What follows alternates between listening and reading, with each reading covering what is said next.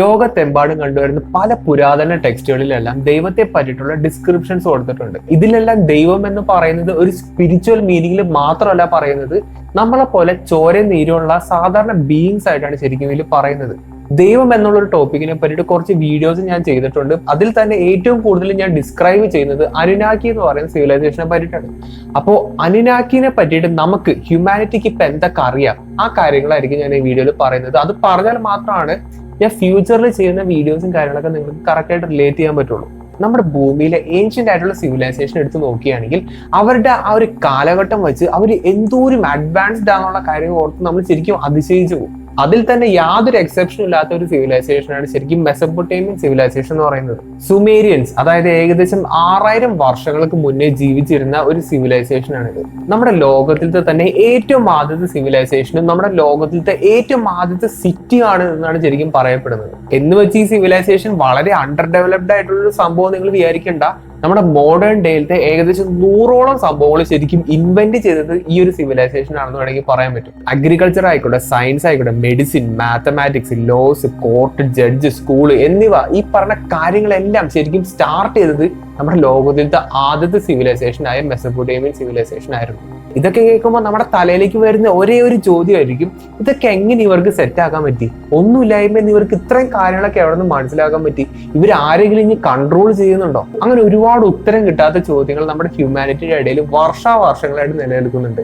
നമ്മളെല്ലാവരും വിശ്വസിക്കുന്ന ആ ഒരു ഹയർ ബീയിങ് ആയിട്ടുള്ള ദൈവത്തിന്റെ ഒറിജിൻ എന്താണ്? അത് എവിടെ നിന്നാണ് സ്റ്റാർട്ട് ചെയ്തത്?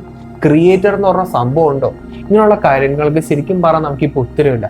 പക്ഷേ ഇതിനെ പറ്റിയിട്ടുള്ള ചില ക്ലൂകൾ നമുക്ക് നമ്മുടെ ഭൂമിയിലത്തെ പുരാതനമായിട്ടുള്ള സിവിലൈസേഷനുകളിലുള്ള റെക്കോർഡ്സ് എടുത്ത് നോക്കിക്കഴിഞ്ഞാൽ നമുക്ക് ഒരുപാട് കാര്യങ്ങൾ മനസ്സിലാവും. അത് നമ്മുടെ ഭൂമിയുടെ ഏറ്റവും ആദ്യത്തെ സിവിലൈസേഷൻ ആണെങ്കിൽ അത്രയും നല്ലത്. എന്നാൽ നമ്മുടെ മെസപ്പൊട്ടേമിയൻ സിവിലൈസേഷനിലത്തെ റെക്കോർഡ്സും കാര്യങ്ങളൊക്കെ ശരിക്കും നമുക്ക് കിട്ടിയിട്ടുണ്ട്. നമ്മൾ ശരിക്കും ഡീകോഡ് ചെയ്ത് എടുത്തിട്ടുണ്ട്. അപ്പോൾ അതിൻ്റെ അകത്ത് കൊടുത്തിരിക്കുന്ന കാര്യങ്ങളാണ് ശരിക്കും അനുനാക്കി എന്ന് പറയുന്നത്. 1849 ഇത്തരത്തിലുള്ള ഒരു സംഭവം, അതായത് ഏകദേശം 1000-ലധികം ക്ലേ ടാബ്ലറ്റ്സ് എന്ന് പറയുമ്പോൾ ആ കാലത്ത് അവർ എഴുതാൻ ഉപയോഗിച്ചിരുന്ന ഒരു ടെക്നിക്കാണ് ശരിക്കും ക്ലേ ടാബ്ലറ്റ് എന്ന് പറയുന്നത്. ഇതിനെ ക്യൂണിഫോം ടാബ്ലറ്റ്സ് എന്നൊക്കെയാണ് ശരിക്കും ഇതിനെ പറയുന്നത്. അങ്ങനെ സദേൺ മെസപ്പൊട്ടേമിയൻ സിവിലൈസേഷൻ, അതായത് ഏകദേശം 3000-4000 BC മുന്നേ ജീവിച്ചിരുന്ന ഒരു സിവിലൈസേഷന്റെ റിട്ടേൺ റെക്കോർഡ്സ് നമുക്ക് കിട്ടിയാണ്. അതിൽ നിന്ന് ഈ സിവിലൈസേഷന്റെ ബേസിക് ആയിട്ടുള്ള ഇൻഫർമേഷൻസ് മാത്രമല്ല ഉണ്ടായിരുന്നത്, ഒരു ഗോഡ്ലി ബീയിങ് ആയിട്ടുള്ള അനുനാക്കിനെ പറ്റിയിട്ടുള്ള ഡീറ്റെയിൽഡ് ഡിസ്ക്രിപ്ഷൻ ഇതിനകത്ത് കൊടുത്തിട്ടുണ്ട്. അത് മാത്രമല്ല, പല രീതിയിൽ നമ്മൾ അത്ഭുതപ്പെടുത്തുന്ന തരത്തിലുള്ള കണക്കുകളും, നമ്മുടെ യൂണിവേഴ്സിന്റെ കണക്കുകളും, നമ്മുടെ സോളാർ സിസ്റ്റത്തിനെ പറ്റിയുള്ള പല തരത്തിലുള്ള ഹയർ അഡ്വാൻസ്ഡ് ആയിട്ടുള്ള കാര്യങ്ങളൊക്കെയാണ് ശരിക്കും ഇതിൻ്റെ അകത്ത് എഴുതി വെച്ചിരിക്കുന്നത്. ഇതിനു മുമ്പ് അനുനാക്കിനെ പറ്റിയിട്ട് ഞാനൊരു വീഡിയോ ചെയ്തായിരുന്നു. അത് സത്യം പറഞ്ഞാൽ ഒരു മിസ്റ്ററി ടൈപ്പ് വീഡിയോ ആണ്. അതിൻ്റെ അകത്ത് ഒരുപാട് പേര് കമന്റ് ചെയ്യുന്ന ഒരു കാര്യമാണ് ഇതിനൊക്കെ റെഫറൻസ് എന്താണ്, ഞാൻ എവിടെ നോക്കിയിട്ടാണ് കാര്യങ്ങളൊക്കെ പറയുന്നത്. യൂണിഫോം ടാബ്ലറ്റ്സ് ഒക്കെ ഡീകോഡ് ചെയ്തെടുക്കുന്ന ഒരു കമ്മ്യൂണിറ്റി ഉണ്ട്. അപ്പോൾ അതിന്റെ ലിങ്ക് ഞാൻ താഴെ കൊടുത്തേക്കാം. അതിൻ്റെ അകത്ത് വളരെ വ്യക്തമായിട്ട് ഇതിൻ്റെ അകത്ത് എന്തൊക്കെയാണ് എഴുതിയിരിക്കുന്നതെന്ന് കൊടുത്തിട്ടുണ്ട്. അപ്പോൾ അതിനെ ബേസ് ചെയ്തിട്ടാണ് ശരിക്കും ഞാൻ ഒരുപാട് കാര്യങ്ങൾ പറയുന്നത്. പിന്നെ ഒരു വീഡിയോയിൽ ഞാൻ പറയുന്ന കാര്യങ്ങളൊക്കെ ഒരു ബുക്കിനെ ബേസ് ചെയ്തിട്ടും കൂടിയായിട്ടാണ് ഞാൻ പറയുന്നത്. അങ്ങനെയാണ് അനുനാക്കി എന്ന് പറയുന്ന ഒരു പവർഫുൾ ബീയിങ്ങിനെ പറ്റിയുള്ള അറിവ് നമ്മുടെ മോഡേൺ സിവിലൈസേഷന് കിട്ടുന്നത്. സുമേരിയൻ ടാബ്ലറ്റ്സിൽ എഴുതിയിരിക്കുന്ന കാര്യങ്ങൾ അനുസരിച്ച് അനുനാക്കി എന്ന് പറയുന്നത് ശരിക്കും ഒരു എക്സ്ട്രാ ടെറസ്ട്രിയൽ ബീയിങ് ആയിട്ടാണ് കൺസിഡർ ചെയ്തിരിക്കുന്നത്. അങ്ങനെ പറയാൻ തക്കതായ ഒരുപാട് കാര്യങ്ങൾ ഇതിൻ്റെ അകത്ത് എഴുതിയിട്ടുണ്ട്. ഈ ടെക്സ്റ്റുകളിൽ എഴുതിയിരിക്കുന്ന വളരെ വിചിത്രമായിട്ടുള്ള ഒരു ഇൻഫർമേഷൻ ആണ്. ഇവിടെ ഭരിച്ചിരുന്ന രാജാക്കന്മാർ 100ഓളം വർഷങ്ങൾ ഒറ്റ സ്ട്രെച്ചിൽ ഭരിച്ചു എന്നുള്ളതാണ്. അത് നമ്മുടെ ഇപ്പോഴത്തെ ഒരു അറിവ് വെച്ചിട്ട് ഒരു മനുഷ്യന് 100 വർഷത്തിന് മുകളിൽ ജീവിക്കുക എന്ന് പറഞ്ഞാൽ വളരെ റെയർ ആയിട്ടുള്ള ഒരു സംഭവമാണ്. അപ്പൊ 100ഓളം വർഷം ഭരണം ഏറ്റെടുക്കുക എന്നൊക്കെ പറയുന്നത് അത്യാവശ്യം ഒരു മിസ്റ്റീരിയസ് ആയിട്ടുള്ള ഒരു കാര്യം തന്നെയാണ് അതിൽ എഴുതി വെച്ചിരിക്കുന്നത്. അതുകൊണ്ട് തന്നെ ഇതൊരു എക്സ്ട്രാ ടെറസ്ട്രിയൽ ഒറിജിൻ ആണോ എന്നുള്ള കാര്യങ്ങളൊക്കെ ഒരുപാട് ആൾക്കാർ സ്പെക്കുലേറ്റും ചെയ്യുന്നുണ്ട്. അതിനോടൊപ്പം തന്നെ ഇവർ വേറൊരു ഗ്രഹത്തിൽ നിന്ന് വന്നതായിട്ടുള്ള ഒരു ഡീറ്റെയിൽ, അതായത് നിബ്രു എന്ന് പറഞ്ഞൊരു ഗ്രഹത്തിൽ നിന്ന് വന്നതാണെന്നുള്ളതും അവർ നമ്മുടെ ഭൂമിയിലേക്ക് വന്നത് സ്വർണത്തിന് വേണ്ടിയിട്ടുള്ളതാണെന്നും ഈ സ്വർണം ഉപയോഗിച്ചാലാണ് അവരുടെ പ്ലാനറ്റിനെ രക്ഷപ്പെടുത്താൻ പറ്റുള്ളൂ എന്നുള്ള കാര്യങ്ങളൊക്കെയാണ് ശരിക്കും ഇതിനകത്ത് കൊടുത്തിരിക്കുന്നത്. അങ്ങനെയുള്ള കാര്യങ്ങളൊക്കെ നമുക്ക് ബുക്കുകളിൽ നിന്ന് കിട്ടുന്ന അറിവാണെന്നൊക്കെ പറയാം. പക്ഷേ നിങ്ങൾ ഈ ഒരു വാചകം ശ്രദ്ധിക്കുക, after the kingship descended from heaven the kingship was in Eridug. ഇതിൽ വ്യക്തമായിട്ട് കൊടുത്തിരിക്കുന്ന ഒരു വാക്കാണ് കിങ്ഷിപ്പ് എന്ന് പറയുന്നത്. അത് നമ്മുടെ ഇപ്പോഴത്തെ ലിമിറ്റഡ് അറിവ് വെച്ചിട്ട് ഭൂമിയിലേക്ക് ആകാശത്ത് നിന്ന് വരുന്ന ഒരു സംഭവമായിട്ട് നമുക്ക് കൺസിഡർ ചെയ്യാം. അപ്പൊ കിങ്ഷിപ്പ് ഹെവനിൽ നിന്ന് ഡിസെൻഡ് ചെയ്ത് എറിഡക് എന്ന് പറഞ്ഞ സ്ഥലത്തേക്ക് വന്നതായിട്ടാണ് ശരിക്കും ഈ ആദ്യത്തെ വാചകം പറയുന്നത്. In Eridug Alulim became king. He ruled for 28,800 years. അതായത് അലൂലിൻ എറിഡഗിന് 28,800 വർഷങ്ങളോളം റൂൾ ചെയ്തതായിട്ടാണ് ഇതിൽ എഴുതിയിരിക്കുന്നത്. അതിനോടൊപ്പം തന്നെ ക്യൂണിഫോം ടാബ്ലറ്റ് നമ്മൾ ഒന്നുകൂടി എടുത്ത് അസസ് ചെയ്യുകയാണെങ്കിൽ ടോട്ടൽ 8 രാജാക്കന്മാര് ഭരിച്ചിട്ടുള്ളതായിട്ടാണ് ശരിക്കും ഇതിൽ പറയുന്നത്. അതായത് കിങ്ഷിപ്പ് നമ്മുടെ ഭൂമിയിലേക്ക് ഡിസെൻഡ് ചെയ്ത് വന്നപ്പോൾ മുതൽ 2,41,000 വർഷങ്ങൾ ഇവിടെ ഭരിച്ചിട്ടുണ്ട്.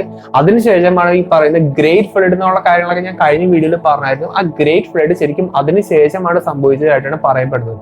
അതിനിടയ്ക്ക് സംഭവിച്ച കാര്യങ്ങളാണ് അനുനാക്കിയുടെ വീഡിയോസിൽ പല രീതിയിൽ ഞാൻ പറഞ്ഞിട്ടുള്ളത്. 1976 ഇദ്ദേഹം 12th പ്ലാനറ്റ് എന്ന് പറഞ്ഞ ഒരു ബുക്ക് പബ്ലിഷ് ചെയ്തിരുന്നു. അതായത് ക്യൂണിഫോം ടെക്സ്റ്റുകൾ ഡീകോഡ് ചെയ്യുന്നതിലൂടെ പല പല മിസ്റ്ററീസ് ആണ് നമ്മുടെ ലോകത്തിലേക്ക് വെളിപ്പെട്ടുകൊണ്ടിരുന്നത്. അപ്പോൾ ഇതൊക്കെ വെച്ചിട്ട് ഇദ്ദേഹത്തിന്റെ ഒബ്സർവേഷൻസ്, ഇദ്ദേഹത്തിന്റെ ഹൈപ്പോത്തിസിസും കാര്യങ്ങളൊക്കെയാണ് ശരിക്കും ഈ ബുക്കിൽ എഴുതി വെച്ചിരിക്കുന്നത്. ഇദ്ദേഹം സ്ട്രോങ്ലി വിശ്വസിക്കുന്ന ഒരു കാര്യം എന്താ വെച്ചാൽ ഏകദേശം 4 ലക്ഷം വർഷങ്ങൾക്ക് മുമ്പ് നമ്മുടെ ഭൂമിയിൽ വന്നിറങ്ങിയ ഒരു ആൾക്കാരാണ് അനുനാക്കി എന്ന് പറയുന്നത്. അതിനകത്ത് കൊടുത്തിരിക്കുന്ന കാര്യങ്ങളാണ് സ്വർണം അന്വേഷിച്ച് വരുന്ന കഥകളും നിബ്രു എന്ന് പറഞ്ഞ പ്ലാന്റിൽ നിന്ന് അവർ വന്നതായിട്ടുള്ള കഥകളും കാര്യങ്ങളൊക്കെ ശരിക്കും ഈ പുസ്തകത്തിന് ബേസ് ചെയ്തിട്ടുള്ള കാര്യങ്ങളാണ്. ഇതിനോടൊപ്പം തന്നെ വളരെ മിസ്റ്റീരിയസ് ആയിട്ടുള്ള വേറൊരു സംഭവമാണ് സുമേരിയൻസിന് ആസ്ട്രോണോമി ആയിട്ട് വളരെ കണക്ഷൻ ഉള്ള ഒരു കാര്യം. അതായത് ആ കാലത്ത് അവർക്ക് സാറ്റേണിനെ പറ്റിയിട്ട് അറിയാം, വീനസിനെ പറ്റിയിട്ട് അറിയാം, നമ്മുടെ സോളാർ സിസ്റ്റത്തിന്റെ കിടപ്പ് എങ്ങനെയാണെന്ന് അറിയാം. ഇതൊക്കെ എങ്ങനെ അവർക്ക് മനസ്സിലായെന്നുള്ളതാണ് ശരിക്കും നമുക്കൊരു കൺഫ്യൂഷൻ വരുന്നത്. അതുകൊണ്ട് തന്നെ ഓട്ടോമാറ്റിക്കലി നമ്മൾ അനുനാക്കിയുടെ തലയിലേക്ക് ഇത് കൊണ്ടിടും. അതായത് അനുനാക്കി ഗിഫ്റ്റ് ചെയ്തതാണ് ഇവർക്ക് ഈ തരത്തിലുള്ള അറിവും കാര്യങ്ങളും എന്നൊക്കെയാണ് ശരിക്കും ഒരുപാട് ആൾക്കാർ വിശ്വസിക്കുന്നത്. അങ്ങനെ വിശ്വസിക്കാണ്ടിരിക്കാൻ നമുക്ക് പറ്റില്ല. കാരണം അങ്ങനെയുള്ള കാര്യങ്ങളാണ് ഈ ക്യൂണിഫോം ടാബ്ലറ്റുകളിലൊക്കെ എഴുതി വെച്ചിരിക്കുന്നത്. അനുനാക്കി എന്ന് പറയുന്ന ഒരു എക്സ്ട്രാ ടെറസ്ട്രിയൽ അല്ലെങ്കിൽ ആ ഒരു ഗോഡ്ലി ബീങ് നിൽക്കുന്ന ഒരു പ്ലാനറ്റിന്റെ പേരാണ് നിബ്രു. ഈ പ്ലാനറ്റ് നമ്മുടെ ഭൂമിയെ ചുറ്റുന്ന സാധാരണ ഒരു പ്ലാനറ്റ് തന്നെയാണ്. പക്ഷേ ഈ ഒരു പ്ലാനറ്റിന്റെ ഒരു വർഷം എന്ന് പറയുന്നത് നമ്മുടെ ഭൂമിയിലത്തെ 3600 വർഷങ്ങൾക്ക് തുല്യമാണ്. പക്ഷെ ഇങ്ങനത്തെ ഒരു പ്ലാനറ്റ് നമ്മുടെ സോളാർ സിസ്റ്റത്തിന് ചുറ്റുന്നുണ്ടോ എന്നുള്ള കാര്യം നമുക്ക് ഇതുവരെയായിട്ട് അറിയില്ല. പക്ഷേ 1983 മുതലേ തന്നെ നാസ ഇങ്ങനെ സ്പെക്കുലേറ്റ് ചെയ്യുന്നുണ്ട്. അതായത് നമ്മുടെ സോളാർ സിസ്റ്റത്തിൽ പ്ലാനറ്റ്സ് ഒക്കെ പോകുന്നത് ഒരു അൺയൂഷ്വൽ പാറ്റേൺ ആണ്. അപ്പോൾ ഇത് സംഭവിക്കാൻ കാരണം ഒരു ഹയർ മാസ്, അതായത് വേറൊരു പ്ലാനറ്റിന്റെ ഇൻഫ്ലുവൻസ് കൊണ്ടാണ് ആ ഒരു കാലം മൂലം നാസ ഇങ്ങനെ സ്പെക്കുലേറ്റ് ചെയ്യുന്നുണ്ട്. വേറൊരു രീതിയിൽ പറഞ്ഞാൽ നമ്മുടെ സോളാർ സിസ്റ്റത്തിന്റെ വളരെ അൺയൂഷ്വൽ ആയിട്ടുള്ള ഓർബിറ്റൽ ബിഹേവിയറിന് കാരണം ഈ ഒരു പ്ലാനറ്റിന്റെ ഗ്രാവിറ്റേഷൻ ഇൻഫ്ലുവൻസ് കൊണ്ടായിരിക്കാം എന്നൊരു സ്പെക്കുലേഷൻ ഉണ്ട്.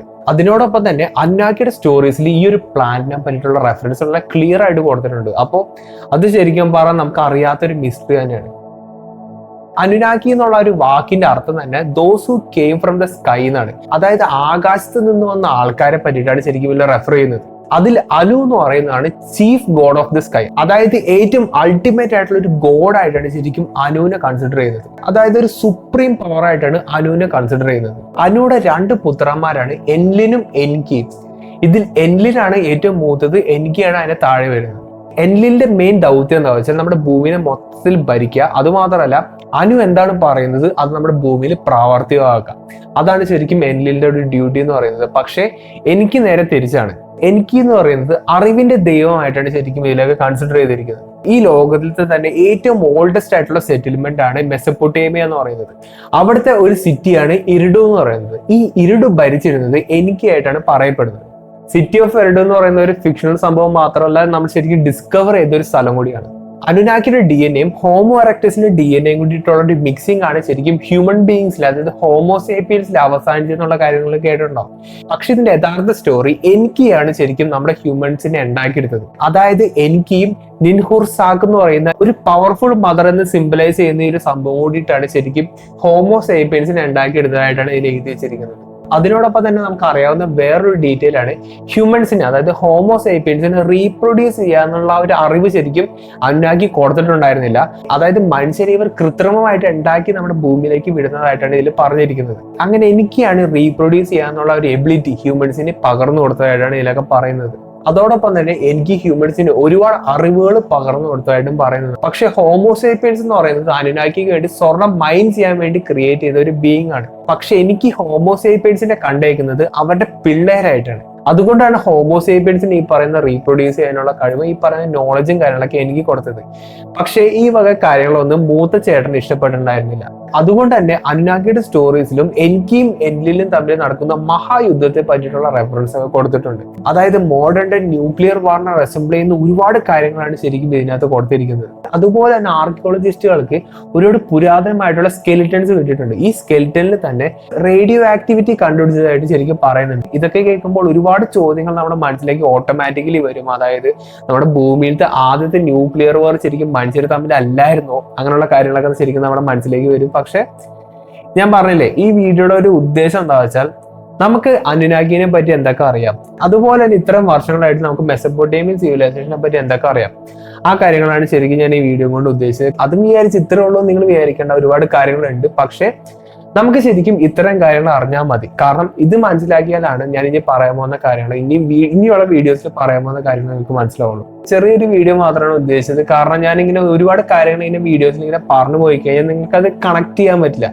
അപ്പൊ അത് കണക്ട് ചെയ്യാൻ വേണ്ടിയിട്ടാണ് ശരിക്കും അനുനാഗിയുടെ ഒരു ക്രാഷ് കോഴ്സ് നിങ്ങൾക്ക് ഞാൻ തന്നത്. അതാണ് ശരിക്കും ഈ വീഡിയോ എന്ന് പറയുന്നത്. അപ്പൊ കഴിഞ്ഞ വീഡിയോയിൽ പറഞ്ഞ പോലെ തന്നെ അനുനാഗിയും ഏൻഷ്യന്റ് ഇന്ത്യൻ സിവിലൈസേഷനുമായിട്ട് ഒരുപാട് കണക്ഷൻസ് ഉണ്ട്. അപ്പോൾ ആ കാര്യങ്ങളൊക്കെ ആയിട്ട് നമുക്ക് ഇനി അടുത്ത വീഡിയോ കാണാം.